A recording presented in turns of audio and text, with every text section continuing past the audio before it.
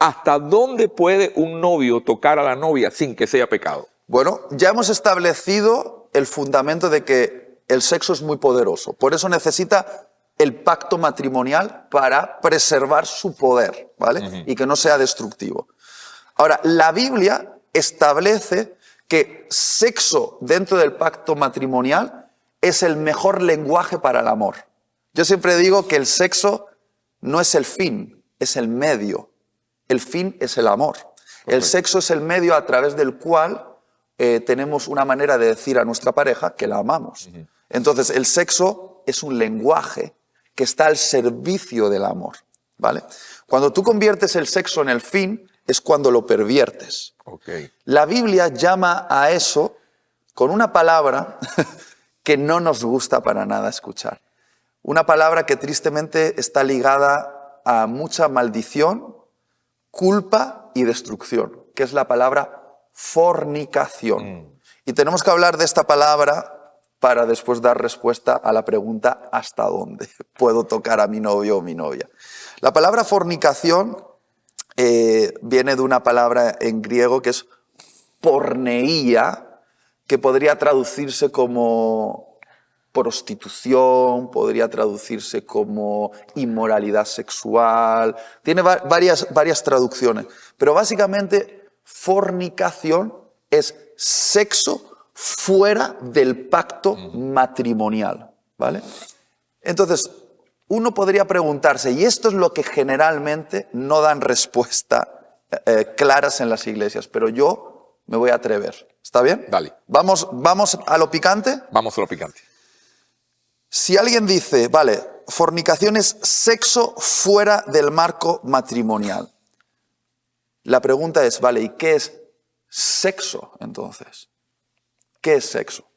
Muchos consideran que sexo únicamente es penetración. Es decir, que el pene del hombre y la vagina de la mujer entren en contacto en el acto de la penetración. Y muchos dicen, no, sexo es solamente penetración. Pero en realidad, desde el contexto bíblico, sexo es más que penetración. Sexo es cualquier interacción que involucre, ya sea tocando, acariciando, besando o lamiendo los órganos sexuales, pene, vagina y también senos femeninos. Entonces, ¿qué es sexo? Cualquier interacción, acariciar, tocar, besar, lamer los órganos sexuales, pene, vagina y senos femeninos. Eso es sexo. Pregunto, entonces, si yo estoy con mi novia o con mi novio y me toca el pene, ¿es sexo? Es sexo.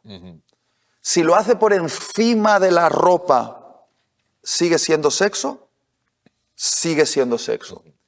Si besa los senos de la mujer, ¿es sexo? Es sexo. Si los toca por encima de la ropa, ¿sigue siendo sexo? Sigue siendo sexo.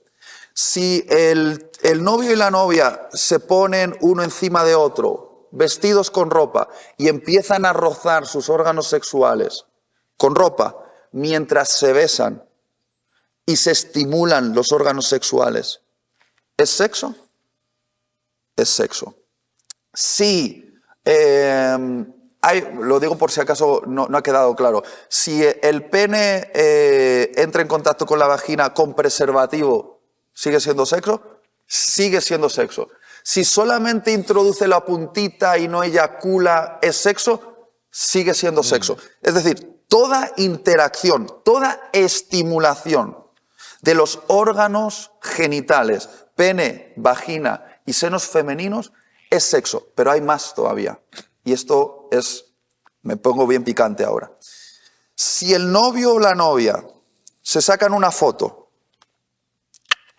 desnudos, enseñando los senos, enseñando el pene o la vagina, se la envía a su pareja y la pareja lo ve, siente excitación y se toca y se masturba, ¿es sexo? Es sexo. Es sexo. Entonces, aquí está el gran drama de nuestra generación, que por no hablar claro han creído que sexo es únicamente penetración. Pero sexo es toda interacción, toda estimulación en los órganos sexuales que incluyan esto, tocar, acariciar, besar o lamer del pene, la vagina o los senos. Entonces, fornicación es cualquier interacción, en ese sentido, que ocurre fuera del pacto matrimonial. Y eso se llama fornicación. Claro, uno puede decir, vale, pues ya me ha quedado claro, me ha quedado claro. Si yo estoy estimulando los órganos sexuales fuera del pacto matrimonial, masturbándonos mutuamente, tocándonos, rozándonos mientras nos besamos o enviando fotos para que el otro se estimule, eso es fornicación. No lo voy a hacer, pero todo lo demás puedo hacer. Wow. A ver, aquí está la sabiduría, ¿vale? El acantilado es la fornicación, pero tú imagínate que vas con un auto hacia un acantilado. ¿Dónde te gustaría frenar el auto antes de caer al acantilado? ¿En el límite o cuanto más lejos mejor? Cuanto más lejos mejor. Entonces, la manera más inmadura de vivir la vida cristiana es vivirla por pecado o no pecado. Y así viven muchos jóvenes. Dime lo que es pecado y dime lo que no es pecado. Y yo haré lo que no sea pecado. Pero vivir la vida cristiana dividiéndolo todo en pecado y no pecado es la manera más infantil de vivir la vida cristiana. Yo quiero hacer un paréntesis porque la pregunta que yo le hago a jóvenes que nos están mirando ahora, ¿estás pensando tener una relación seria con tu pareja? ¿Estás pensando en el matrimonio? ¿Estás pensando y estás proyectando verlo a él como la persona que Dios eligió para tener el resto de tu vida, levantar una generación saludable, bendecida por Dios? Eso es una de las cosas que muchas veces tenemos que plantearnos, porque estaba leyendo un escrito en estos días que dice que el 90% o el 100% de las parejas de novios que han tenido relaciones sexuales prematrimoniales, después de consumar, o sea, de casarse, dice que sus relaciones sexuales comienzan a vivir una crisis y no son o no se pueden considerar felizmente casados porque en el área de la sexualidad siempre se va a presentar un déficit y una crisis. Eso, porque la fornicación es un acto ilegal. Y cuando tú cometes un acto ilegal delante de Dios, lo que se abre es una brecha para la influencia del mundo de las tinieblas. Entonces, cuando tú fornicas, lo que estás abriendo literalmente es una puerta a la influencia de Satanás para robarte el potencial del buen sexo que Dios te quiere dar dentro del matrimonio. De manera muy práctica, lo que yo he visto es que las parejas de novios que fornicaban antes de casarse, aunque se casaron después, viven con una tensión de desconfianza hacia su pareja y siempre temen que su pareja les va a ser infiel. ¿Por qué? Porque ellos dicen, si cuando supuestamente nos amábamos, nos tratamos de esta manera y no supimos poner bajo dominio, bajo disciplina nuestra área sexual, sino que nos dejamos llevar por el placer y supuestamente nos amábamos y supuestamente éramos cristianos, ¿qué me asegura a mí ahora que estamos casados? Que mi pareja, que está en la oficina rodeado de otros hombres o de otras mujeres, va a saber controlar su impulso sexual si no lo supo controlar conmigo. Entonces, una pareja que en el noviazgo sabe poner límites a su contacto sexual y muestra disciplina, cuando llega al matrimonio tiene confianza de que su pareja puede hacer lo mismo con sus compañeros y compañeras de trabajo. Porque ya sabe que tiene dominio en ese área, que el placer no lo domina, no toma control sobre él. Me estoy explicando, ¿verdad? Correctamente. Y además, el mejor sexo es el sexo sin culpa. Entonces, cuando una pareja cristiana ha estado fornicando y sienten la culpa que se deriva de la práctica del pecado, Cuando entran dentro del matrimonio, para ellos el sexo ya está marcado con un sabor, que es el sabor a la culpa. Y se necesita toda una sanidad interior para arrancar del corazón del hombre y la mujer la memoria de ese sabor. Yo he estado tratando a jóvenes que tristemente fornicaron en el noviazgo, luego se casaron, pero el sexo les sabía a culpa. Y volver a traer esa percepción de no, el sexo en el matrimonio no sabe a culpa, sabe a bendición, porque Dios celebra el sexo dentro del matrimonio. Es más, Dios aplaude el sexo dentro del matrimonio. Voy a hacer un paréntesis aquí. La tentación en el noviazgo es practicar sexo. La tentación en el matrimonio es dejar de practicar sexo. Yes. Aquí os dejo esta perlita. Es decir, Satanás en el noviazgo quiere convencerte para que cruces los límites. Satanás en el matrimonio quiere convencerte para que abandones a tu pareja sexualmente. Wow. Siempre Satanás te quiere robar la bendición, porque en el noviazgo la bendición está en la disciplina de la castidad, de la pureza. Y la bendición en el matrimonio está en la vida sexual activa. Que es, la Biblia lo llama el deleite. Y el deleite en el matrimonio no es una propuesta, es casi un mandamiento. Tienes que deleitarte con tu esposo o con tu esposa. Debe ser voy a decir esto y suena muy fuerte, pero los matrimonios cristianos deben ser el estándar del mejor sexo de todos, porque representamos a Dios. Y el modelo de Dios es mejor. Y no nos podemos permitir en la iglesia tener matrimonios cuya vida sexual está apagada, porque eso es una brecha también abierta para la tentación, para el adulterio, para la prostitución, para el consumo de pornografía. Una iglesia que entiende esto, entrena, enseña a los matrimonios a tener una vida sexual de deleite. ¿Me estoy explicando? Perfectamente. Entonces, la llave que tú estás compartiendo es frenar antes del acantilado. Frenar antes, eso es, volvamos a ese punto. Sí. Si tú vives tu vida cristiana por pecado o no pecado, vas a vivir la vida más infantil, más inmadura que puedes vivir. Hay un segundo nivel, que yo lo llamo ¿me conviene o no me conviene? ¿Me hace bien o no me hace bien? Que es el segundo nivel, pero todavía no es el nivel más alto. Porque hay un tercer nivel en la vida cristiana que es ¿agrada el corazón de Dios o no lo agrada? Yo no quiero vivir por pecado o no pecado, ni siquiera quiero vivir por me conviene o no me conviene, quiero vivir por el nivel de ¿agrada el corazón de Dios o no lo agrada? Por ejemplo, esto lo hemos hablado antes fuera de cámaras, yo aunque considero en sí mismo que ponerte tinta en el brazo y hacerte un tatuaje no se puede considerar en sí mismo pecado, cuando yo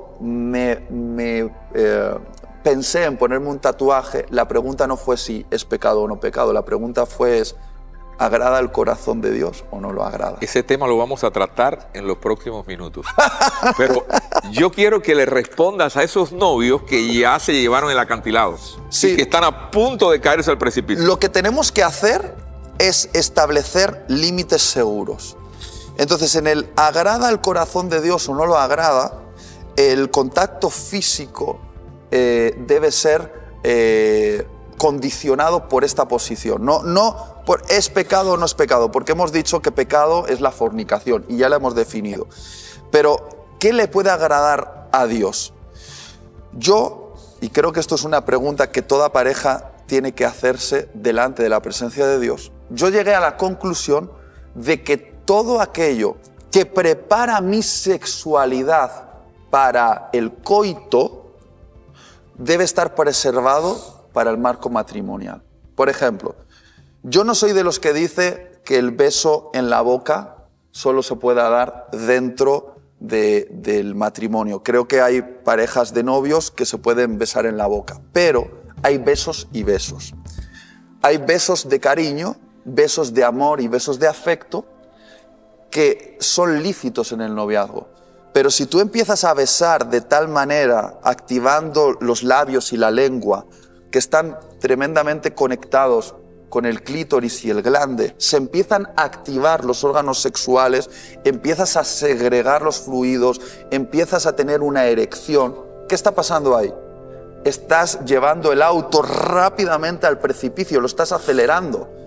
Entonces, ¿dónde está la sabiduría? ¿En frenar justamente antes de caer al precipicio o decir, ey, ni siquiera vamos a arrancar el motor? Porque claro, ese tipo de besos es arrancar el motor. Yo no sé tú, José Daniel, pero yo cada vez que mantengo una relación sexual con mi esposa, empiezo besándola. Claro. Entonces sabemos, todos los matrimonios sabemos que las relaciones sexuales comienzan con el beso. No comienzan directamente en la penetración, comienzan en el beso. Entonces, ¿dónde yo pongo el límite? Yo creo que, por ejemplo, hay besos que tú puedes dar a tu pareja delante de sus papás. Ese es un buen límite. Imaginemos esto, ¿no? Si hay una pareja que puede besar a su pareja delante de sus papás, estamos en lugar seguro. Si hay besos que tú dices, este beso yo no se lo daría a mi pareja delante de sus papás, es porque sabes dentro de ti que es un beso íntimo. Y los besos íntimos están reservados para el pacto matrimonial. Porque si es íntimo quiere decir que ocurre dentro de la alcoba, y la alcoba es un derecho que se gana en el pacto del matrimonio. ¿Me estoy explicando? Claro. Yo, por ejemplo, si estoy aquí públicamente, yo puedo dar un beso a mi esposa en los labios delante de las personas y no me siento mal. Pero sé que hay besos que se reservan para nuestra intimidad. Esos besos para mí forman parte de los besos que están guardados y reservados para el pacto matrimonial. ¿Me estoy explicando? Pero le añado algo más, porque yo sé que tú quieres respuestas claras. Cada cuerpo es diferente. Me explico. Hay personas a las que si les acaricias la oreja, les estimulas y les excita. O si les tocas el cuello, les estimulas y les excitas. Cada cuerpo es diferente. Entonces, en la relación con tu pareja, en el noviazgo, tienes que llegar a tener conversaciones de este tipo. Cariño, el sexo está reservado para el matrimonio. Y quiero decirte que cuando tú me tocas aquí, o cuando me tocas aquí, o cuando me haces un masaje, estoy sintiéndome muy excitado o muy excitada. Y sé que arrancar el motor del coche no es algo que debemos hacer, porque vamos rumbo al acantilado. Entonces te pido que esto que nos excita lo reservemos para nuestra intimidad sexual, que llegará en nuestro pacto matrimonial. Wow. Yo sé que algunos aquí están diciendo, Itiel, nos está robando toda la diversión. Sí. Pero no os estoy robando la diversión, os estoy potenciando la diversión. ¿Qué llegará cuando os caséis? Porque vais a tener 10, 20, 30, 40 años, 50 años para disfrutar del mejor sexo con tu pareja. Ahora, en esta etapa de noviazgo, merece la pena reservar el placer para aquel momento cuando Dios lo bendice. ¿Me he explicado? Yo